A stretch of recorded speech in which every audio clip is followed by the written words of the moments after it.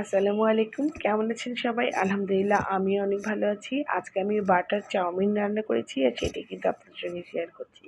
তো এটা কিন্তু আমার মেয়ের বায়না, তার স্কুলের টিফিন দিতে হবে এবং ভ্যারাইটিস আইটেমে দিতে হবে। তো আজকে যাই হোক এটা করে ফেললাম। তো এখানে আমি চাউমিনটা খুব ভালো করে সিদ্ধ করে নিচ্ছি। একটু গরম হয়ে গেলে তখনই চাউমিন দিয়েছি আর সঙ্গে একটু গাজর দিয়েছি আর জাস্ট নামানোর আগে ক্যাপসিকাম দিয়েছি। আর এই ক্যাপসিকামটা কিন্তু আমার ছাদ বাগানের। যাই হোক, কড়াইতে কিন্তু বেশ খানিকটা একটু বাটার দিয়ে দিলাম। বাটার দিয়ে বাটারটা যখন গলে গিয়েছে তখন এর ভিতরে আমি আদা আর রসুন খুব ঝিরিঝিরি করে কুচি করে নিয়েছি। নিয়ে এই বাটারের ভিতরে ছেড়ে দিয়েছি। যখনই একটু ব্রাউন কালার হয়েছে তখনই এর ভিতরে ১ টেবিল চামচ চিলি ফ্লেক্স দিয়ে দিলাম, হ্যাঁ? চিলি ফ্লেক্স দেওয়ার পরে এর ভিতরে আমি ১ চা চামচ মানে সাদা তিল দিয়েছি।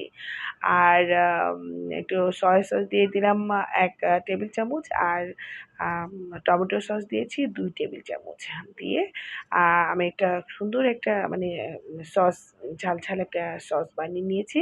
আর ১/২ চামচের মতো একটু মা কালো গোলমরিচের গুঁড়ো দিয়েছি। দিয়ে আমি এই সিদ্ধ করা চাউমিনটা সসের ভিতরে ঢেলে দিয়েছি। দিয়ে খুব ভালো করে মাখিয়ে নিচ্ছি, হ্যাঁ?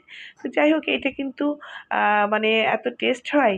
আর এখানে পাতিলেবুর রস প্রায় মানে ২ টা পিঠ চিপে যতটুকু রস হয়েছে ততটুকু দিয়ে দিয়েছি। আমার কিন্তু রান্না অলমোস্ট হয়ে গেছে।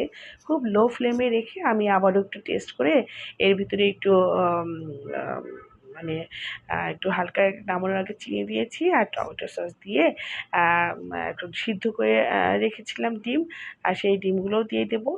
আর এই মানে একটা মশলা দিলাম যেটা, সেটা চাউমিনের ভিতরে ছিল। এই মশলাটা খেতেও খুব মজা লাগে।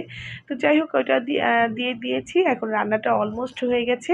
তো মাঝখানে একটু আ আ চাউমিনটা ফাঁকা করে ওর ভিতরে কিন্তু আমি একটু বেশ খানিকটা আবার বাটার দিয়ে দিলাম। দিয়ে উপরে সিদ্ধ করে ডিম সিদ্ধ করে রেখেছিলাম সেটা দিয়ে দিলাম। তো হালকা একটু নাড়াচাড়া করে আমি কিন্তু নামিয়ে দিয়ে এখন আবারও ঢাকা দিয়ে দিয়েছি যেন ফ্লেভারটা বাহিরে বের হয়ে না যায়। তো আমার এই রেসিপিটা যদি আপনাদের ভালো লেগে থাকে অবশ্যই লাইক, কমেন্ট, শেয়ার করবেন।